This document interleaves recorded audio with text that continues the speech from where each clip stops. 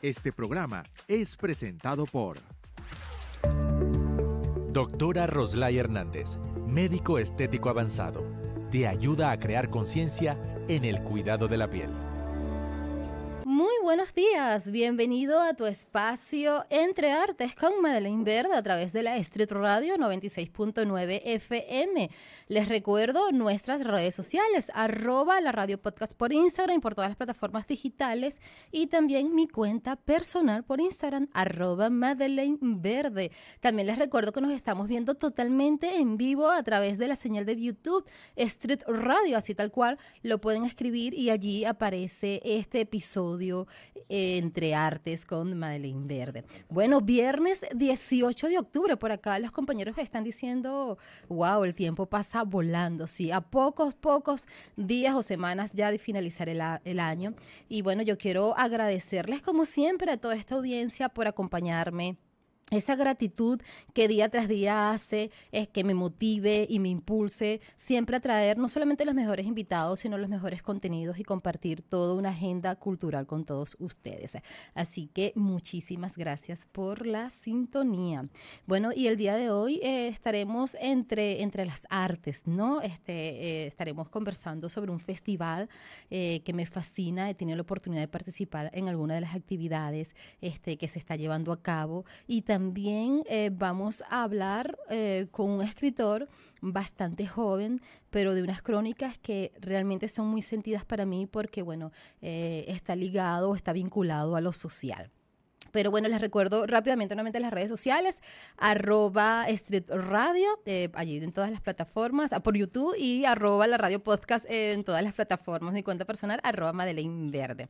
Y bueno, vamos a darle la bienvenida a nuestro primer invitado la mañana de hoy. Él es el señor Emmanuel Pineda, embajador de Francia en Venezuela. Embajador, qué honor tenerlo acá en este espacio. ¿Cómo está? Un placer. Buenas tardes, estimada. Un gusto estar con todos ustedes en Free Street Radio, y un saludo para todos los auditores de esta linda radio. Gracias. Vamos a conversar sobre un festival que está dando mucho de qué hablar, por supuesto desde el punto de vista positivo, que es el Festival de Artes Escénicas Franco-Venezolano, que inició hace poco, hace unos cuantos días, el 11 de octubre, donde reúne lo que es el arte en sus diferentes disciplinas: danza, música, conversatorios, talleres, y es un homenaje también a un reconocido músico franco-venezolano, además, Reinaldo Hahn, quien, bueno, vivió por mucho tiempo también en Francia. Además también fue director de la Ópera de París, un gran compositor, y bueno, que lo recordamos con mucho cariño, además que sus expresiones artísticas a través de la música y de la composición sí, nos ha llegado al alma y continúa siendo como un legado. Sí, correcto. Acabamos de inaugurar hace poco en el Centro Cultural Chacao, Sí. la 4ª edición del Festival Franco-Venezolano de Artes Escénicas, que va a dar lugar a más de 16 espectáculos con 28 funciones y muchas charlas, conversatorios, talleres, casi 30, y que entonces nos van a dar la oportunidad de poner de relieve todo el talento venezolano, Sí. pero también francés. Vamos a contar con la presencia de 3 compañías de teatro francesas, y tuvimos el placer de asistir a un gran concierto del músico francés Nima Sarkecic, que es un gran pianista, un especialista de Brahms y de Chopin, y que interpretó el día 11 pasado en el sistema obras de Mozart. Entonces es un lindo evento. Para nosotros es el más importante de la programación cultural de la Embajada de Francia en el 2023, y estamos muy contentos de poder organizarlo una vez más. Claro que sí, como menciona, 16 espectáculos, 28 funciones, aproximadamente 30 talleres. Digamos que esto resume un diálogo intercultural, ¿no? Porque, bueno, van a participar bastantes venezolanos y también bastantes franceses. Ya es la 4ª edición, se dice muy ligero, pero bueno, esto requiere un esfuerzo, un trabajo, una dedicación, una pasión por sobre todas las cosas. ¿Cuál es la expectativa de esta 4ª edición? Bueno, esperamos tener más público que el año pasado, que ya habíamos tenido bastante. No dudo que va a ser el caso, porque esta vez la programación es la más nutrida que haya habido en términos de presencia francesa, y la verdad los espectáculos son muy buenos. Entonces yo invito al público caraqueño a a ir a ver esos espectáculos. Ya hubo varios, pero va a haber este fin de semana muchos Sí. más, en particular una comedia que se llama Los Bonobos, de un gran cómico francés que se llama Laurent Baffy, que es muy divertida, se la recomiendo. Luego va a haber una compañía francesa que se llama Cien Nova, que en el Teatro Luis Perraza va a presentar la obra La Sí. Tarde del Viento, el sábado y domingo que viene, y también vamos a tener teatro de marioneta en el Parque Cultural Tiuna el Fuerte, El Mágico Mundo de Armando Reverón, y para finalizar este fin de semana va a haber también un concierto en homenaje a Reinaldo Hahn, En Busca del Tiempo Perdido, en el Teatro Teresa Carreño, y que es una obra de Reinaldo Hahn, como les decía, que es un músico Sí. franco-venezolano que fue director de la Ópera de París, y estamos celebrando el 150 aniversario de su nacimiento. Entonces creo que es un gran compositor y vale la pena descubrir de nuevo su obra, porque fue un gran compositor muy conocido en su época a finales del siglo XIX, y ahora se conoce menos, pero vale la pena conocerlo de nuevo porque la verdad es un gran compositor y un gran músico. Es algo que valoramos acá en Venezuela, esto de redescubrir, en este caso, a este compositor, a sus obras, ¿no? Y a su trayectoria. Este es un espacio, este festival me fascina, ¿no? Y me mueve la fibra, porque es un espacio para no solamente promover lo que es la creatividad, sino también es esa cercanía con el otro a nivel cultural, que nos permite conocer nuestro lenguaje y lo más íntimo de nuestros sentimientos, de nuestras emociones, y vincularnos con todo lo que estamos haciendo, ¿no? Y también todo lo que ha realizado la embajada durante todos los años, y específicamente este año, que también hace poco se cerró lo que fue el Festival de Jazz, que fue exitoso. Sí, como lo saben, nosotros contribuimos mucho a difundir la cultura, no solo francesa, sino también venezolana. Sí, el Acá Festival de Jazz venezolano. organizamos 8 festivales anualmente de cine. Va a tener lugar próximamente en octubre, a partir de mediados de octubre hasta finales de octubre, el Festival de Cine de Animación, Animandino, con 5 películas francesas, 9 cortometrajes que van a ser seleccionados en el marco de una competición. Y más allá de eso, vamos a tener en mayo 2025 el Festival del Cine Francés con más de 20 películas francesas, y antes, en marzo, vamos a tener el Festival del Cine Francófono, es decir, obras que no solo son francesas, sino que provienen de todos los países francohablantes, porque sabe que el francés es el idioma oficial en más de 30 Sí. países y 320 millones de personas lo hablan en el día a día. Entonces es un idioma donde no solo hay creatividad en Francia, sino también en otros países francófonos. Muchos son de África, pero también Bélgica, en Suiza. Entonces es muy importante todo lo que hacemos. Como usted lo subrayaba, se acaba de cerrar la tercera edición del Festival Euro-Venezolano de Jazz, y ahí participaron varios países de la Unión Europea representados acá en Caracas, y en particular Francia, y vino una jazzwoman, mejor dicho, muy original, que se llama Camille Berthaud, que clausuró el festival con una obra muy original, porque es jazz, es canto, es música, Muy es trompeta. sentido. Estuvo muy bien, me Sí, encantó.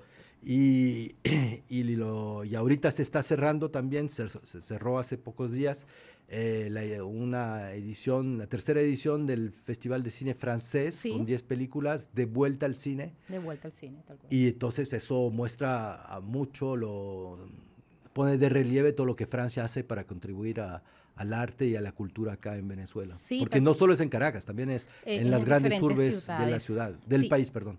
tal cual.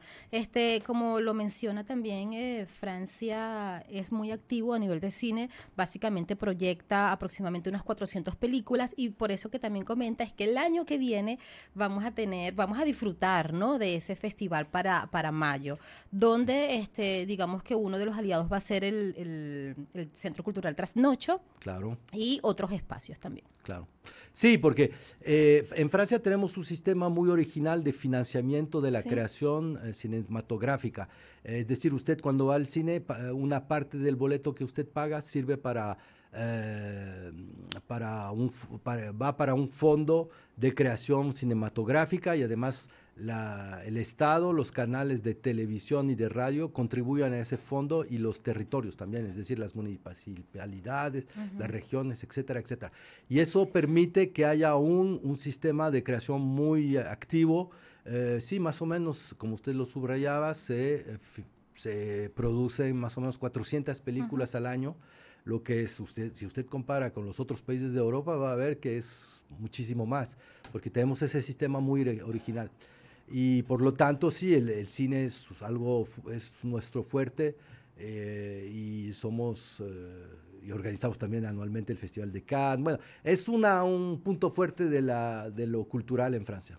Y hablando del punto fuerte, también no podemos dejar de lado la gastronomía. Anteriormente también se realizaban diferentes festivales o ediciones acá gastronómicos. Sabemos que Venezuela cuenta con grandes restaurantes franceses, deliciosos. No voy a mencionarlos, chicos, no se preocupen, no voy a hacer la cuña. Posteriormente puede ser que tengamos nuevamente un encuentro. Sí, puede ser. Es que antes organizábamos no un festival, pero un día en el que celebrábamos la gastronomía francesa, y teníamos socios locales, es decir, los restaurantes que proponen comida francesa acá en Caracas, pero hace tiempo que no se ha organizado, pero lo vamos a pensar. Pero como dije el otro día, al mismo tiempo hay una muy buena oferta gastronómica francesa acá, hay muy buenos restaurantes y la verdad es algo que me impactó desde que llegué a Caracas, es que hay muy buenos restaurantes, así que pueden comer francés en buenos restaurantes venezolanos. Y para mí uno de los mejores restaurantes ahorita es un restaurante franco-caribeño que está en Los Palos Altos.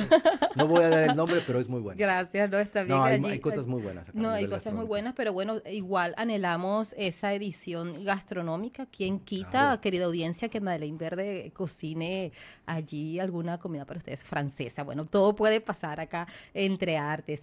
Un mensaje que quiera darle a toda la audiencia y también dónde este festival o estas actividades van a ser desplegadas, en cuáles espacios. Mencionó el Centro Cultural Chacao. Mencioné el Centro Cultural Chacao, ahí organizamos la inauguración, pero muchos de los espectáculos que van a tener lugar a partir de ahora serán en el ex-BOD, el Centro Cultural de Arte Moderno, ¿sí?, en el Teresa Carreño, en Rajatablas, en Teatro Los Galpones, en muchos espacios, creo que también en el Centro Humboldt. Entonces, en las grandes salas de la ciudad van a tener espectáculos franco-venezolanos y a veces solo franceses, pero está muy bien, la verdad. Los invito a todos los auditores de esta radio a asistir y a ver esos espectáculos. Estoy seguro que se van a deleitar de todo lo que vamos a proyectar. Claro que sí, además que también yo hago hago extensiva esa invitación porque bueno, las entradas están a muy, muy, muy bajo costo porque no tienen excusa para estar en compañía de la familia, de sus seres queridos, a participar también, a nutrirse, bueno, a llevar un poco de cultura también a sus hogares, a sus espacios, y bueno, también hay otras actividades que son totalmente gratuitas. Un mensaje a toda la audiencia de Entre Artes con Madeleine Verde. Pues muchas gracias por habernos invitado y habernos permitido explicar todo lo que hacemos, cómo contribuimos a la cultura acá en Venezuela y una vez más no solo en Caracas, sino en todo el país. Y ahorita también quería subrayar que estamos celebrando los 40, vamos a celebrar, y ya se empezaron los eventos para celebrarlo. Los 45 años de la Alianza Francesa de Maracaibo, entonces van a tener una muy buena programación allá de cine, muchos eventos, y invito también entonces a los auditores de esta radio no solo a ver los espectáculos francófonos, sino también a ir a inscribirse a las alianzas francesas, tienen 10 en el país, para tener acceso en vivo directamente a la cultura francesa y francófona, y creo que les encantará.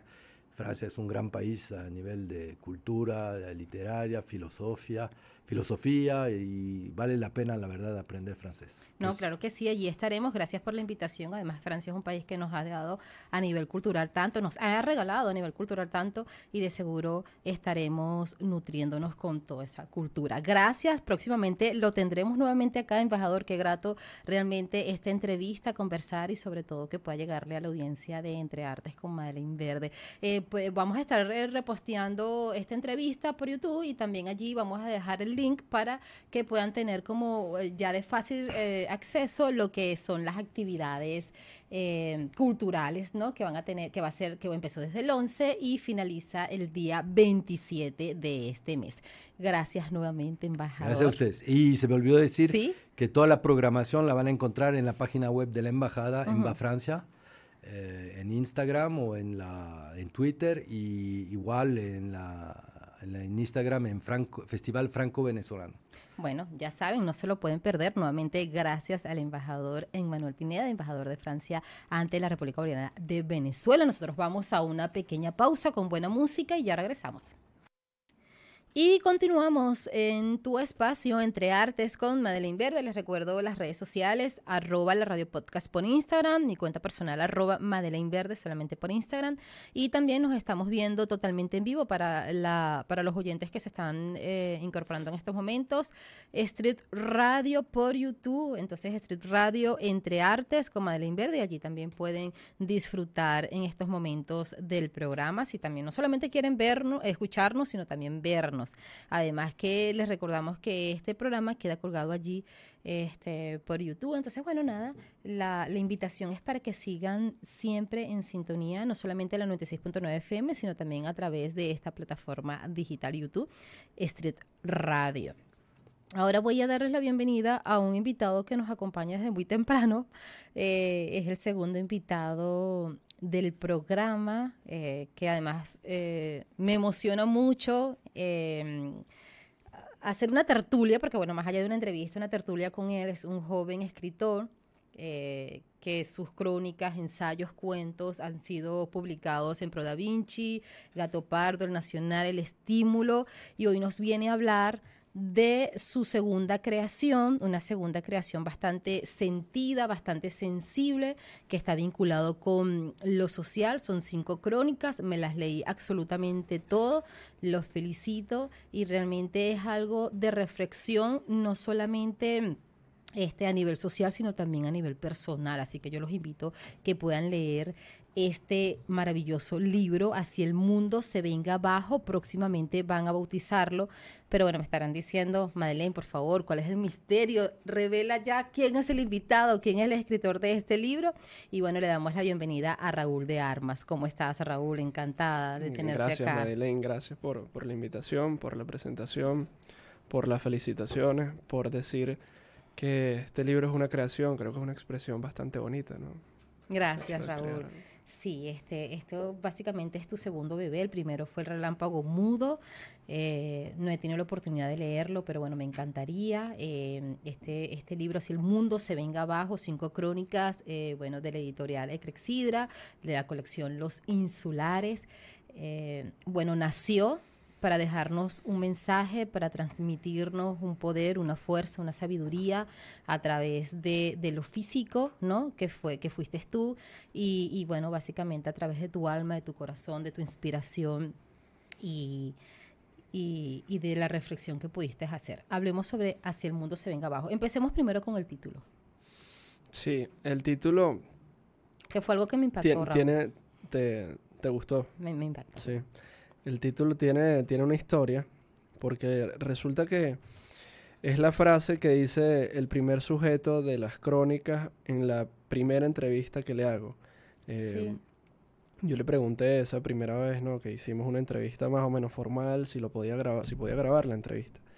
Él accedió y eso fue una grabación como de 2 horas, y en el minuto de la hora 50, en el minuto, 119, él está echando uno de sus relatos, y él termina ese relato diciendo que él iba a seguir Así el mundo se venga abajo, y ahí se corta la grabación.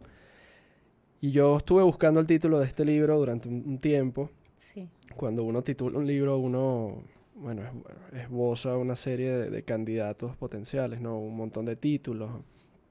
Recuerdo también un comentario, una anécdota de un gran titulador que era Hemingway, que él decía que antes de titular un libro, él escribía, bueno, decenas de potenciales títulos, ¿no? Y es muy importante porque el título, si no es el rostro, son los ojos del libro. Y cuando yo reescucho esa frase, mientras estaba en este proceso de buscar el título, me doy cuenta, porque aquí está la esencia o una de las partes fundamentales y al menos el eje que conecta al resto de las historias, ¿no? Esta capacidad para seguir a pesar de todo, ¿no? No sé si llamarlo resiliencia, pero puede ser. Sí. La primera crónica que estás mencionando es El vendedor de coquitos. Para las personas que van a tener la oportunidad de leer el libro, van a saber de qué se trata. ¿Cuál fue ese proceso de elección para estas 5 crónicas? Porque fueron 5 entrevistas. No, bueno, fueron decenas de entrevistas, pero centradas en 5 sujetos. Antes eran 6, porque una de las crónicas era una historia, era una crónica sobre 2 historias paralelas, la de los amoladores. Sí. Iba a ser algo completamente distinto a lo que está publicado. De hecho, el texto que está publicado fue como el 8º o el 7º borrador antes y era algo completamente distinto. Pero, a pesar, volviendo un poco al punto anterior, a pesar de que así el mundo se venga abajo, hay una connotación de resiliencia.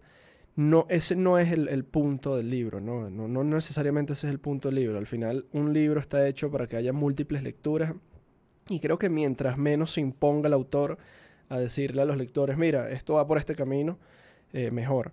Bueno, y de hecho muchas veces el autor ni siquiera sabe las implicaciones, las repercusiones, los vericuetos por donde se va a ir un libro, porque uno lo escribe y luego se reescribe tantas veces como se lea. Eso es importante, no imponerse al lector a decir, mira, este es el camino, porque esto no es un panfleto político ni un dogma. No. Esto es simplemente un retrato de existencia, trozos de vida, un registro también periodístico, literario, histórico. Sí. Volvamos al tema en cuanto a la elección. Ajá. ¿Cómo hiciste para decir, son estas 5 crónicas? ¿Cuál fue esa fibra social que de alguna forma te conmovió para hacer esta escritura, para realizar este libro? Que bueno, más allá de que bueno, puedo escribir, al final sabías que iba a dejar una enseñanza y un aprendizaje, que bueno, que para ti obviamente fue una enseñanza, fue un viaje recorrido y que de seguro para el lector también lo es. Como tú dices, cada quien a través de su perspectiva, a través de sus matices, de sus colores, pero al final eso es lo importante que busca un escritor, ¿no? Dejar, digamos, ese sentido de pertenencia según cómo la persona lo pueda leer. Sí, ¿cómo los escogí? Bueno, fui tratando de identificar 5 historias, 5 sujetos que estuviesen al margen del sistema productivo, 5 personas que estuviesen de cierta forma marginadas, pero al mismo tiempo que tuviesen una historia que contar, ¿no? Que hubiese giros, que hubiese drama, que hubiese una condensación de la experiencia humana. Entonces, bueno, fui buscando candidatos, sí, tal vez no, puede ser, hasta que encontré a cada uno, ¿no? Fui andando, no escribí el libro con mapas, creo que te lo decía antes. Sí. Yo no sabía que iba a ser un libro en la primera crónica, ni siquiera en la segunda, sino que ya la tercera ya me doy cuenta, ok, aquí tengo un camino que recorrer, puedo continuar. Déjame ir descubriendo qué historias pueden engranar en este hilo temático potencial que tengo. Y en ese proceso de ir descubriendo, en ese proceso de ir ganando, por decirlo de alguna forma, recopilando, soñando, aventurando, explorando, sintiendo además, ¿Qué fue lo que descubrió al final de este viaje? De seguro bastante sentido, bastante sabio. Me atrevo a decir que también hasta doloroso, porque bueno, cuando uno se escribe, uno se enfrenta a diferentes emociones como el dolor también. ¿Qué fue lo que descubrió Raúl de Armas? Es una buena pregunta. No sé si sabiduría, lo dudo bastante, pero sí un acercamiento a la experiencia humana, ¿no? La experiencia humana que suele pasar desapercibida. Sí. Al final, bueno, creo que nos ha pasado, ¿no? Que por lo menos en Caracas el tema de los mineros del Guaire ha sido algo constante más o menos desde 1990.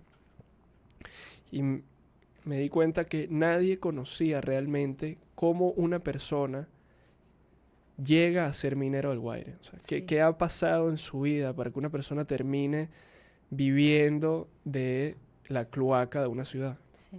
Y literalmente viven de eso, de extraer metales y de venderlos. Creo que eso me quedo con una serie de experiencias. También me quedo con una potencial definición de lo que es el destino. Ujú. Eso es algo en lo que insisto, Sí. y no sé por qué siempre me vuelve, ¿no? Pero quizás lo necesito conversar para que Sí, salga. por favor. Bueno, Este es tu espacio, Raúl. el tema del destino, viendo un poco los ingredientes de cada una de las historias de estas personas, a excepción de la de los amoladores, que es más una crónica histórica y general, pero que en un principio era una crónica personal de dos personas, de dos amoladores, me doy cuenta que esto de lo que llamamos destino, ¿no? Sí. Que aparte está como que muy usado por la cultura pop, Ujú. tanto occidental como oriental, es una mezcla de azar, de voluntad y de circunstancia, ¿no? Son tres cosas que tú las metes en un vaso, las agitas y lo que sale es lo que llamamos destino, ¿no? La circunstancia, el tiempo, el lugar, las personas, el azar, que es ese componente incontrolable, pero al mismo tiempo la voluntad, ¿no? Las decisiones que vamos tomando día a día. Un ejemplo es la crónica Así terminé siendo minera del Guaire, que esto es una señora llamada Yurismari Triago. Cuando yo la conocí tenía 49 años. La primera imagen que yo tengo de ella es de ella estar en las orillas del río Guaire, desilvanando una bobina de carro, plena luz del sol, una bobina de cobre muy dura. Entonces, claro, eso le iba haciendo daño en los dedos, pero ella acostumbrada. Esa es la primera imagen que yo tengo de ella. Luego, a medida que voy avanzando, me va echando el cuento de su vida y me cuenta, por ejemplo, que ella a los 14 años aproximadamente, la casa de su familia, papá, mamá, hermanos, tenía muchos hermanos, se derrumba a través de la tormenta Brett. Sí. Se derrumba a través de la tormenta Brett, por la tormenta Brett, y quedan en la calle. Entonces tienes un componente ahí del azar casi innegable, ¿no? ¿En qué momento uno determina que una tormenta te va a tumbar tu casa y que te vas a quedar en la calle? También hay un componente de voluntad de los padres que, bueno, por X razón no tenían ni ahorros ni nada por el estilo, entonces están obligados a vivir en la calle. A partir de ese momento, ahí como comienza, ¿no? Su tragedia, por un hecho azaroso. Pero luego que va afincándose a través de pequeñas decisiones, ¿no? Y enmarcados dentro de una circunstancia socioeconómica como es la venezolana, una crisis donde no hay instituciones que resguarden a la gente que vive en la calle, que no hay un fondo de emergencia para los afectados por una tormenta, etc. Entonces, esa es una historia en la que se ve muy clara estos tres ingredientes que mezclados nos hacen decir, bueno, ese fue el destino de Yurismar, o ese está siendo el destino de Yurismar, porque todavía lo está haciendo, ¿no? Sí, quedo un poco a la reflexión de todo lo que estás diciendo y bueno, y me sumo a esa definición con notación de lo que estás diciendo del destino y gracias a eso te tenemos hoy acá, coincidimos en este espacio y puedes llegar a la audiencia con todo ese mensaje. Pero bueno, resumiendo un poco, y es lo que me queda también de reflexión de estas 5 crónicas, ¿Cómo defines, ¿no? Según el relato de estos personajes tan reales, tan existentes, tan puros, tan llenos de vivencias? ¿Cómo defines, Raúl, el hogar? No desde el punto de vista, desde la estructura, sino desde el punto de vista libre de la palabra. Caramba, ¿cómo defino el hogar? Bueno, Según la experiencia. Creo que es el lugar al que volvemos, ¿no? Según la experiencia también de los propios participantes de estas crónicas. Sí. Bueno, eso que puede ser un punto en común también de muchos de ellos. Creo que ninguno en el momento en el que los conocí tenía un hogar, sí. un lugar al cual volver, al cual sentirse seguro. Yurismar, en el caso de Yurismar, ella recibe una vivienda de la Misión Vivienda, que fue como la gran salvación de su vida, ¿no? Uh-huh. Finalmente, después de tantos años en la calle, viviendo con hombres, después de haberse quedado sin hogar en su infancia, el Estado le da una vivienda, que eso evidentemente es la gran catarsis de su vida. Pero en el caso del guardabosques, por ejemplo, él es empleado de una institución pública, y nunca le da para ahorrar para comprarse una vivienda. Tampoco hay un sistema financiero que le permita agarrar un préstamo e irlo pagando con un trabajo. Entonces tampoco tenía hogar.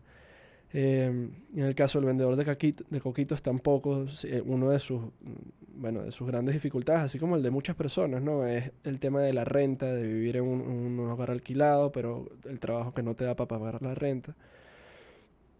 Y sin ni siquiera yéndonos a ellos, sino a nosotros mismos. Pues el hogar es el lugar al que volvemos, a nuestro terruño, ¿no? Sí, y tal cual yo me atrevo a sumar un poco más a esas palabras que acabas de decir, que ese hogar, según también la experiencia y lo que dejaste plasmado acá, viene siendo nuestras vivencias, viene siendo básicamente nuestro interior, nuestra mente, nuestra alma, nuestro corazón. Claro. Ese es el hogar, no solamente de nosotros, sino también un poco de los personajes, ¿no? Ese reencuentro con nosotros mismos, esa esencia que siempre nos acompaña. Y como tú dices, siempre volvemos. Sí, es cierto. Hay un lugar, un hogar espiritual, ¿no? Al cual volver siempre. El reposo de nuestra vida interior. Que quizás ese... No sé cuál es más importante. Creo que los dos son bien importantes, sí, ¿no? Tal cual. Tanto el físico como el espiritual. Sí. Raúl, ya nos queda muy poco tiempo. Ha sido una conversación bastante grata, profunda y me fascina. Mira, aunque el mundo se venga abajo, 5 crónicas increíbles. Próximamente va a ser bautizada el 1 de noviembre, si mal no recuerdo, en la librería El Buscón. Sí, en la librería El Buscón, sí, el 1 de noviembre, Raúl. Ahorita no recuerdo. No, claro que sí. La dirección, y la producción es Carmen Berta Arocha, la coordinación de proyectos Serie de Búfalo, la asistente Beira Lisboa. El prólogo estuvo a cargo de... Sí, es en el Buscón, sí, en el Buscón. Claudia Caballín, que es una gran profesora universitaria de la Universidad de Oklahoma, que se especializa en periodismo literario. Y Oscar Marcano, que es el director de Provinci, ¿no? Los dos tuvieron la amabilidad de escribir unas palabras sobre el libro. Mensaje para toda esa audiencia, pero esa audiencia joven que desea escribir, que es un camino muy, digamos, fructífero para la persona que escribe, para el lector también, pero que al final podemos perdernos, ¿no? ¿Cómo no desesperarnos? ¿Cómo tener paciencia? Y cómo continuar este camino, porque he conocido muchos jóvenes venezolanos que al final tienen su manuscrito como engavetado, muy guardados allí. Y tal vez con la frustración de que no voy a poder publicarlo, no voy a poder compartirlo, no voy a escribir más nunca en mi vida. Un mensaje para todas esas personas de aliento, por favor, Raúl. Que escriban sin expectativas. No escribas para recibir algo del mundo exterior, sino más bien para explorar tu mundo interior. Creo que ahí radica una gran diferencia, ¿no? Ahí radica si es un deseo de corto aliento o más bien un hábito, una forma de vivir, porque en verdad la escritura, así como creo que varias de las artes, es una forma de relacionarte con el mundo.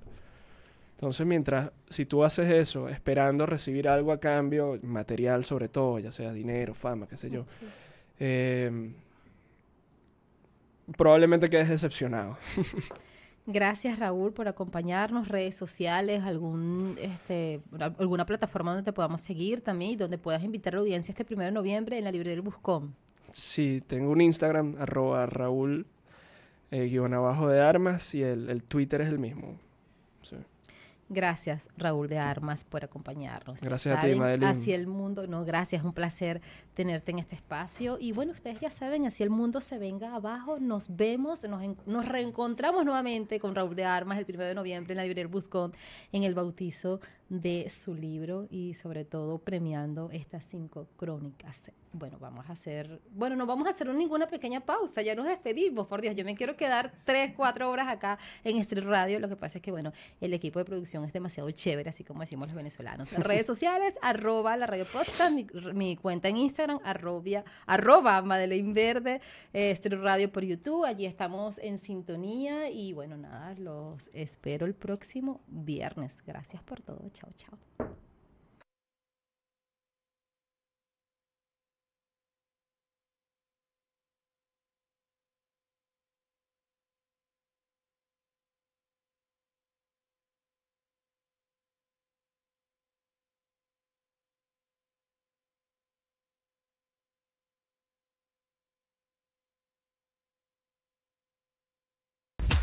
Este programa fue presentado por Doctora Roslay Hernández, médico estético avanzado. Te ayuda a crear conciencia en el cuidado de la piel.